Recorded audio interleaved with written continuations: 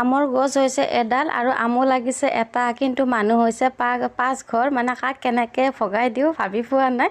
সদায় ৰাতিপুৱা উঠি আমটো চাওঁ সৰিছে নে কি। তাৰপিছত আজি আমটো পাৰিলোঁ। আমটো গছতে পকা আছিল, প্ৰথমবাৰ লাগিছে।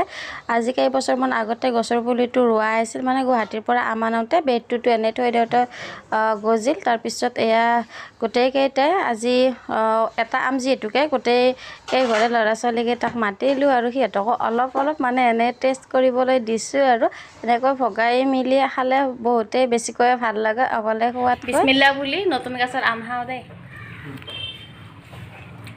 মিঠা আছে না? বহুত মিঠা দেই।